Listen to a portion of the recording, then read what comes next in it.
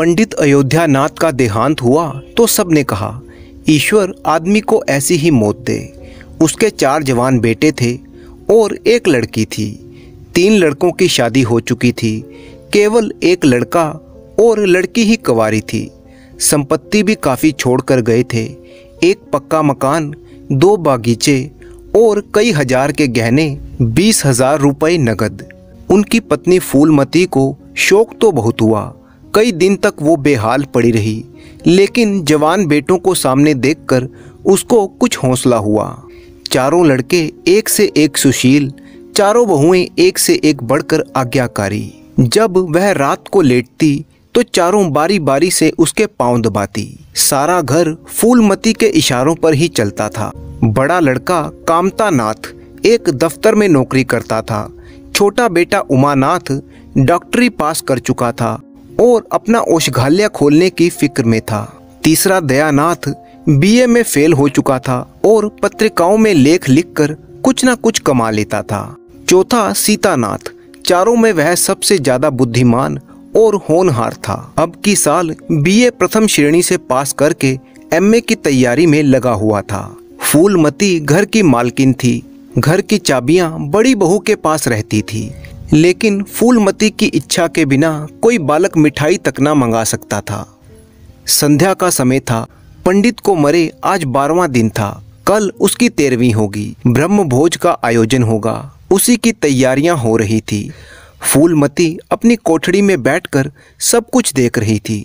घी के टीन आ रहे हैं, आटे की बोरियां, शक्कर की बोरियां आ रही हैं, किंतु फूलमती को कोई चीज दिखाई नहीं गई। नियम के अनुसार सब सामान उसके पास आना चाहिए था।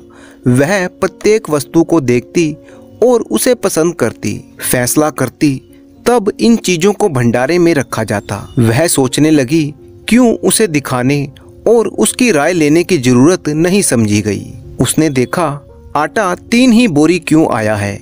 उसने तो 5 बोरियों के लिए कहा था। घी भी 5 ही कनस्तर आया है, उसने तो 10 कनस्तर मंगवाए थे। किसकी हिम्मत हुई जो उसके आदेश का पालन नहीं हुआ? वह क्रोधित होकर आई और कामता नाथ से बोली, क्या आटा 3 ही बोरे लाए हो? मैंने तो 5 बोरों के लिए कहा था और घी के भी 5 ही टीन मंगवाए हैं। तुम्हें याद है मैंने 10 कनस्तर कहा था। किफायत को मैं बुरा नहीं समझती, लेकिन जिसने यह कुआं खोदा उसी की आत्मा पानी को तरसे, ये बड़े ही शर्म की बात है। कामता नाथ ने क्षमा याचना ना की और ना ही उसने अपनी भूल स्वीकार की, ना ही वो लज्जित हुआ।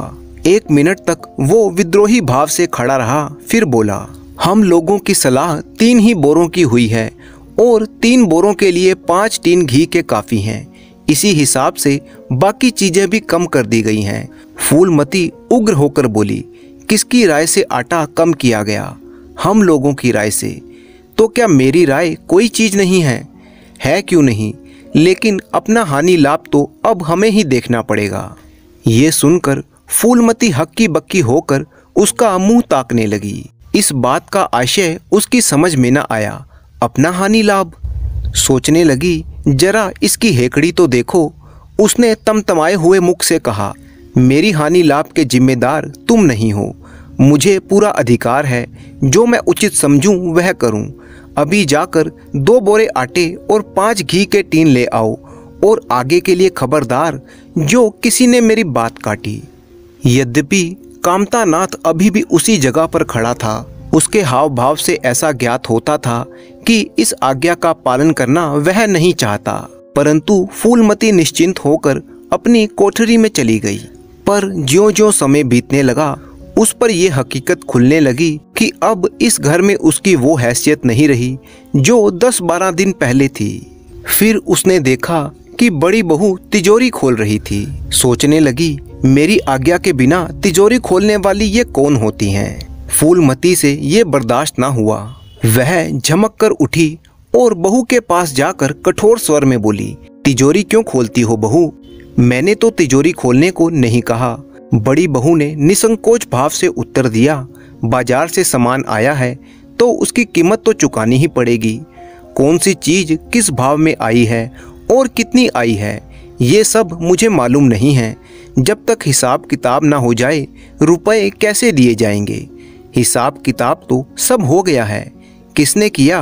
अब मैं क्या जानूं किसने किया, जाकर मर्दों से पूछो। मुझे तो बस हुक्म मिला कि रुपए लाकर दे दो, इसीलिए मैं रुपए लेने आई हूँ। फूलमती खून का घूंट पीकर रह गई। इस वक्त बिगड़ने का अवसर ना था। घर में मेहमान स्त्री पुरुष भरे पड़े थे। अगर इस वक्त उसने लड़कों को डांटा तो लोग यही कहेंगे कि इनके घर में तो पंडित जी के मरते ही फूट पड़ गई। दिल पर पत्थर रखकर फिर अपनी कोठरी में चली गई। सोचने लगी जब मेहमान विदा हो जाएंगे तब एक एक की खबर लूंगी।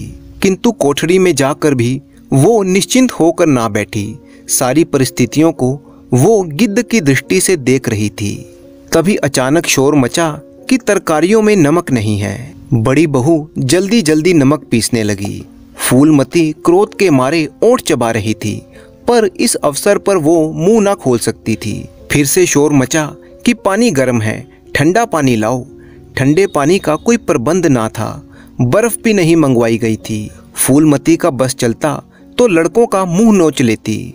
अचानक फिर से हलचल मच गई। वो देखने लगी कि लोग पंगत से उठे जा रहे थे। ये क्या मामला है? फूलमती चुप न रह सकी। कोठरी से निकलकर वो बरामदे में आई और कामता नाथ से पूछा, क्या बात हो गई लल्ला, लोग उठे क्यों जा रहे हैं? कामता ने कोई जवाब ना दिया और वहां से खिसक गया। फूलमती झुंझला कर रह गई। सहसा कहारिन उसे मिली। फूलमती ने उससे भी वही प्रश्न पूछा। मालूम ये हुआ कि किसी के शोरबे में मरी हुई चूहिया निकल आई है। फूलमती हैरान होकर वहीं खड़ी रह गई। भीतर से ऐसा उबाल उठा कि दीवार से सिर टकरा ले। मेहमान उठ चुके थे। पतलों पर खाना ज्यों का त्यों ही पड़ा था। चारों लड़के आंगन में लज्जित खड़े थे, एक दूसरे को इल्जाम दे रहे थे। बड़ी बहू अपनी देवरानियों पर बिगड़ रही थी। देवरानियां सारा दोष कुमुद के सिर पर डालती थीं। कुमुद खड़ी रो रही थी। उसी वक्त फूलमती झल्लाई हुई आई और कहने लगी, मुंह में कालिक लग गई कि नहीं, या अभी कुछ कसर बाकी है? डूब मरो सबके सब जाकर। शहर में कहीं मुंह दिखाने लायक नहीं रहे। किसी लड़के ने कोई जवाब ना दिया। फूलमती और भी प्रचंड होकर बोली, तुम लोगों का क्या है? किसी को कोई शर्म हया है या नहीं? उनकी पवित्र आत्मा को तुमने कलंकित कर दिया। कामता नाथ कुछ देर तो चुप खड़ा रहा, आखिर झुंझला कर बोला, अच्छा अब चुप रहो अम्मा, भूल हुई है, हम सब मानते हैं, बड़ी भयंकर भूल हुई, लेकिन अब क्या उसके लिए सबकी जान ले लोगी? सभी से भूल हो जाती है, आदमी पछता कर रह जाता है, किसी की जान तो नहीं ले सकते। बड़ी बहू ने अपनी सफाई दी। हम क्या जानते थे कि कुमुद से इतना सा काम भी ना होगा। इसे चाहिए था कि देखकर तरकारी कड़ाही में डालती। पूरी की पूरी टोकरी उठाकर कड़ाही में डाल दी। अब हमारा क्या दोष? कामता नाथ ने पत्नी को डांटा। इसमें ना कुमुद का कसूर है, ना तुम्हारा और ना मेरा। संयोग की बात है, बदनामी भाग्य में लिखी हुई थी तो वह हो गई। इतने बड़े भोज में एक एक मुट्ठी तरकारी कढ़ाई में नहीं डाली जाती, टोकरे के टोकरे ही उड़ेल दिए जाते हैं। कभी कभी ऐसी दुर्घटना हो जाती है, पर इसमें कैसी जग हंसाई और कैसी नक कटाई। तुम खामखां जले पर नमक छिड़कती हो। फूलमती ने दांत पीस कर कहा, शर्माते तो नहीं, उल्टा बेहयाई की बातें करते हो। कामता नाथ ने निसंकोच होकर कहा, शर्माऊं क्यों, किसी की चोरी की है क्या? चुपके से चूहिया निकाल कर फेंक देते, किसी को खबर ना होती। फूलमती ने चकित होकर कहा, क्या कहता है, मरी चूहिया खिलाकर सबका धर्म बिगाड़ देता? कामता हंसकर बोला, क्या पुराने जमाने की बातें करती हो अम्मा, इन बातों से धर्म नहीं जाता। ये धर्मात्मा लोग जो पत्तल पर से उठ गए, इनमें से कौन है जो भेड़ बकरियों का मांस ना खाता हो? तालाब के कछुए और घोंगे तक तो किसी से बचते नहीं, जरा सी चूहिया में क्या रखा है? फूलमती को ऐसा प्रतीत हुआ कि अब प्रलय आने में देर नहीं है। जब पढ़े लिखे आदमियों के मन में ऐसी अधार्मिक भाव आने लगे तो फिर धर्म की रक्षा भगवान ही करे। वो अपना सा मुंह लेकर वहां से चली गई। 2 महीने गुजर गए। रात का समय था। चारों भाई काम से छुट्टी लेकर एक कमरे में बैठे हुए बातें कर रहे थे। बड़ी बहू भी वहां पर शामिल थी। उनकी बहन कुमुद के विवाह का प्रश्न चला हुआ था। उनके पिता ने कुमुद का विवाह जहाँ पर पक्का किया था वहाँ पर 5,000 रुपए दहेज में देने थे। कामता नाथ ने कहा, पिता की बात पिता के साथ ही चली गई। ऐसे नीच आदमी के लड़के के साथ हम बहन का विवाह नहीं कर सकते जो 5,000 रुपए दहेज में मांगता है। उसे बताओ धत्ता और किसी दूसरे वर्ग की तलाश करो। हमारे पास कुल 20,000 रुपए ही तो हैं। एक एक के हिस्से में 5-5 हजार रुपए आते हैं। 5,000 अगर दहेज में ही दे देंगे तो बाकी सब खर्चा कैसे पूरा होगा। उमानाथ बोले, मुझे तो अपना औषधालय खोलने के लिए कम से कम 5,000 रुपयों की जरूरत है। मैं अपने हिस्से में से एक पाई भी नहीं दे सकता। दयानाथ ने कहा, मेरा भी विचार एक समाचार पत्र निकालने का है। प्रेस और पत्र में कम से कम 10,000 रुपए की पूंजी चाहिए। 5,000 मेरे पास रहेंगे तो कोई ना कोई साझेदार भी मिल जाएगा। बड़ी बहू ने श्रद्धा भाव से कहा, कन्या भाग्यवान हो तो गरीब के घर में भी सुखी रह सकती है, अभागी हो तो राजा के घर में भी रोएगी। यह सब नसीबों का खेल है। सीतानाथ सबसे छोटा था। वह अपने भाइयों की स्वार्थ भरी बातें सुनकर कुछ कहने को उतावला हो रहा था। कहने लगा, मेरे हिस्से के रुपए आप कुमुद के विवाह में खर्च कर दें। सारी बातें तय हो जाने के बाद यह उचित नहीं कि पंडित मुरारी लाल से संबंध तोड़ लिए जाएं। उमा ने तीव्र स्वर में कहा, 10,000 कहाँ से आएंगे। मुरारी लाल से कहा जाए कि दहेज में कुछ कमी कर दे। कामता नाथ ने कहा, मेरे हिसाब से तो मुरारी लाल को जवाब दे दिया जाए और कोई ऐसा घर खोजा जाए जो थोड़े में राजी हो जाए। पंडित दीनदयाल कैसे रहेंगे। उमा ने प्रसन्न होकर कहा, बहुत अच्छे। उनकी तो यजमानों से अच्छी आमदनी भी हो जाती है। अम्मा से भी तो पूछ लेना चाहिए। कामता नाथ को इसकी कोई जरूरत मालूम न हुई। कहने लगे, उनकी तो बुद्धि जैसे भ्रष्ट हो गई है।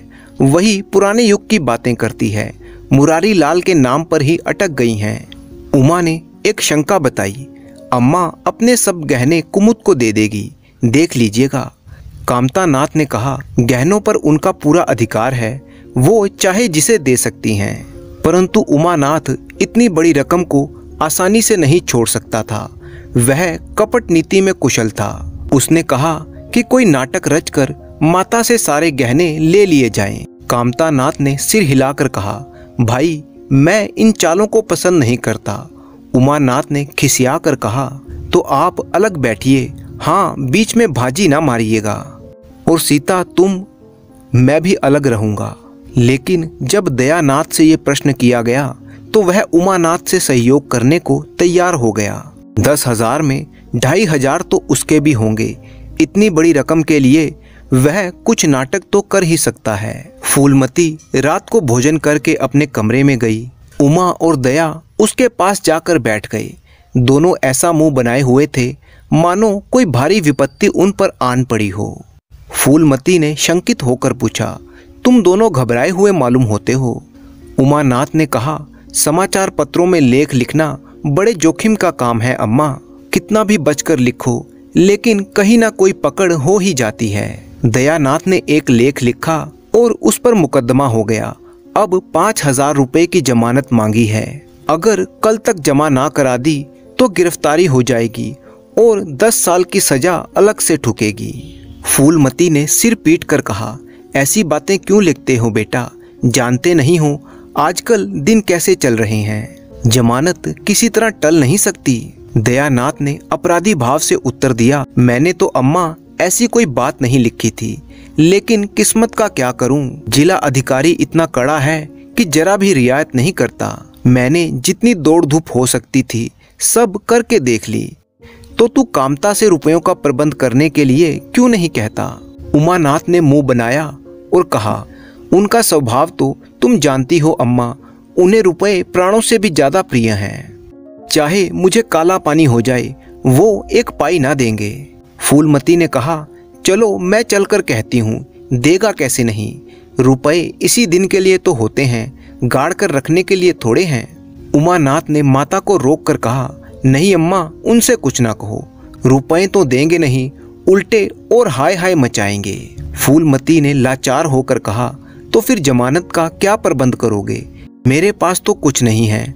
हाँ मेरे गहने हैं, इन्हें ले जाओ, कहीं गिरवी रखकर जमानत दे दो और आज से कान पकड़ो कि किसी समाचार पत्र में एक शब्द ना लिखोगे। दयानाथ कानों पर हाथ रखकर बोला, ये तो नहीं हो सकता अम्मा कि तुम्हारे जेवर लेकर मैं अपनी जान बचाऊं। 10-5 साल की कैद हो जाएगी तो झेल लूंगा। फूलमती छाती पीटते हुए बोली, कैसी बातें करते हो बेटा, मेरे जीते जी तुम्हें कौन गिरफ्तार कर सकता है। दया ने दृढ़ता से कहा, अम्मा तुम्हारे गहने तो ना लूंगा, चाहे मुझे कुछ भी करना पड़े।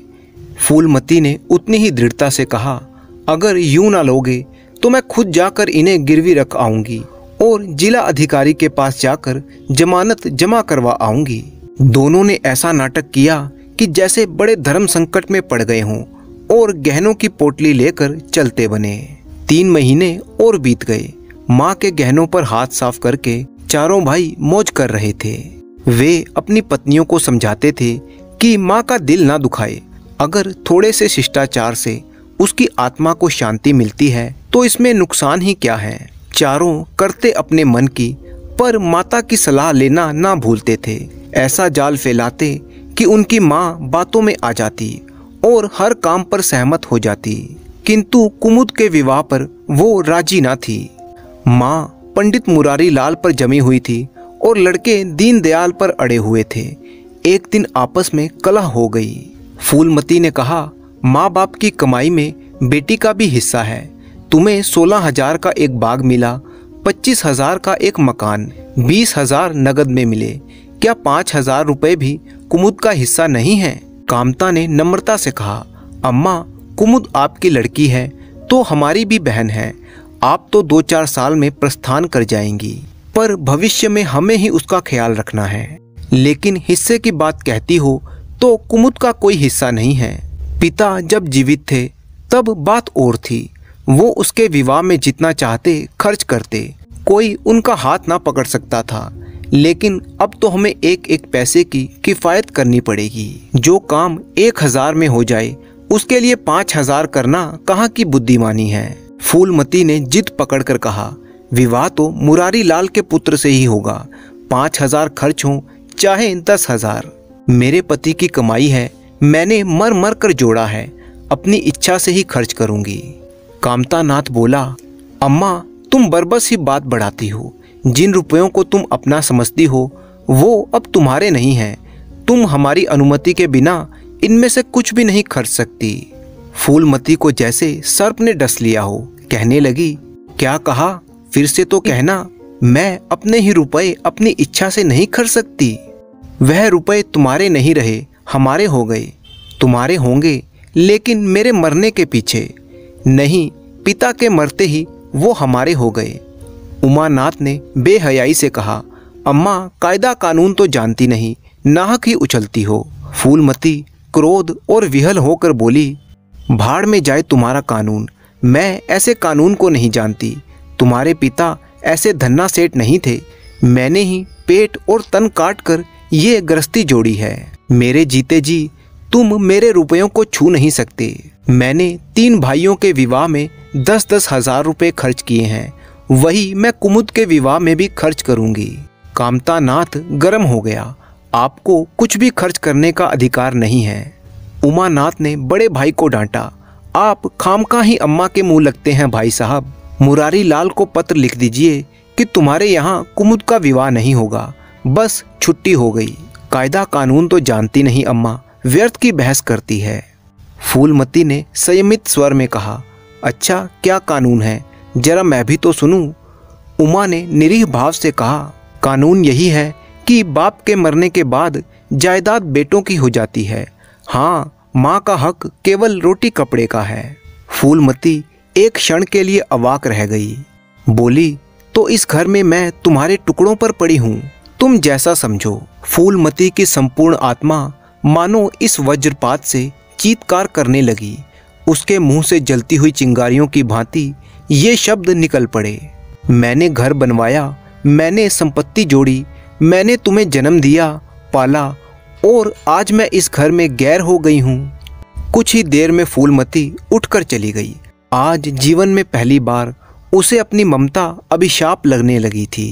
फूलमती कमरे में जाकर लेटी, सोचने लगी कि पति के मरते ही अपने लड़के ही उसके शत्रु हो गए।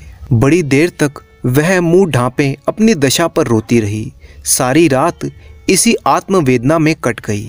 सुबह उठते ही बुढ़िया ने घर के सारे काम करना शुरू किया। बर्तन मांजना, खाना बनाना, सब कुछ वह चुपचाप करने लगी। आज से फूलमती का यही नियम हो गया था। वो जी तोड़कर घर का काम करती और घर के किसी मामले में कोई दखल ना देती। उसके मुख पर जो आत्मगौरव झलकता था, उसकी जगह अब गहरी वेदना छाई हुई थी। मुरारी लाल को रिश्ता तोड़ने के लिए पत्र लिखना तय हो चुका था और दूसरे ही दिन वो पत्र लिख भी दिया गया। दीनदयाल से कुमुद का विवाह निश्चित हो गया। दीनदयाल की उम्र 40 साल से कुछ ज़्यादा ही थी। बिना किसी रुकावट के विवाह की तिथि निश्चित हो गई। बारात आई, विवाह हुआ, कुमुद विदा कर दी गई।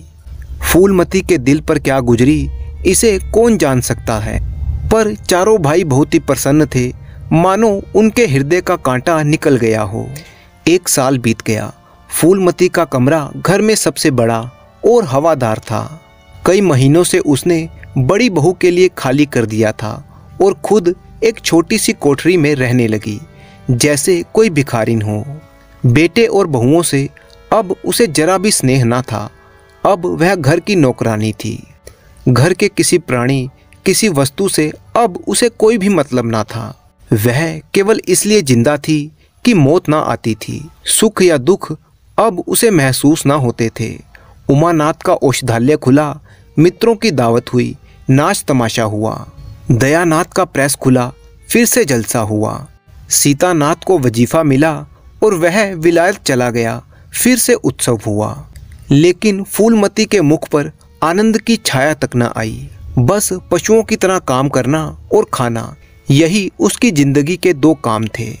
ना सिर में तेल लगाती, महीनों कपड़े ना धुलते, कुछ परवाह नहीं।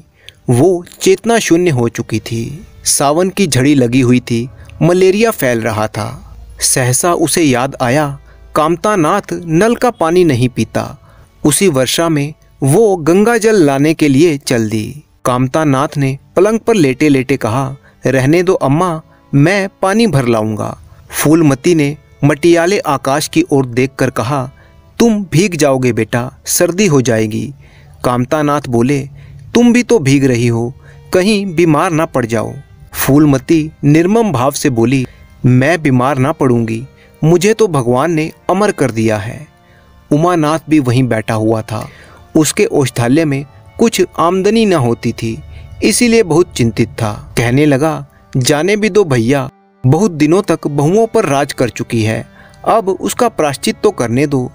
ऐसी वर्षा में गंगा बड़ी हुई थी, जैसे समुद्र हो। घाट ऊपर तक पानी से डूब रहे थे। फूलमती कलश लेकर नीचे उतरी, पानी भरा और ऊपर जा रही थी कि उसका पांव फिसला। वो संभल ना सकी, पानी में गिर पड़ी। पल भर के लिए हाथ पांव चलाए, फिर लहरें उसे नीचे खींच कर ले गई। किनारे पर खड़े लोगों ने कहा, अरे दौड़ो, बुढ़िया डूबी जाती है। 2-4 आदमी दौड़े भी, लेकिन फूलमती लहरों में समा गई थी।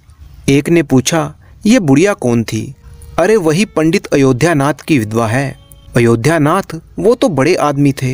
हाँ थे तो, पर इसके भाग्य में ठोकर खाना ही लिखा था। उनके तो कई लड़के बड़े हैं और सब कमाते हैं। वो तो है भैया, परंतु भाग्य भी कोई चीज है। इस घटना को 1 साल बीत चुका था। कामतानाथ टाइफाइड में महीने भर बीमार रहा और फिर उसकी मृत्यु हो गई। दयानाथ ने अब की अपने पत्र का प्रचार बढ़ाने के लिए सचमुच में एक आपत्तिजनक लेख लिखा और वह अब पिछले 6 महीने से जेल में है। उमानाथ ने एक फौजदारी के मामले में रिश्वत लेकर गलत रिपोर्ट लिखी और उसकी नौकरी चली गई। तीनों भाई शायद अपनी करनी का फल भोग रहे थे, परंतु उसके बाद फूलमती को उस गांव में आज तक किसी ने नहीं देखा।